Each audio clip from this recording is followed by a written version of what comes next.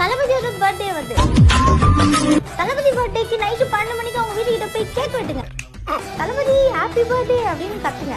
வாங்க போலாம். லைக் பண்ணுங்க, சப்ஸ்கிரைப் பண்ணுங்க. வாங்க போலாம். தளபதி வீட்டுக்கு தான் இப்ப நம்ம கிளம்பிட்டோம். கண்டிப்பா கேமரால பார்த்து நம்மள வருவாரு.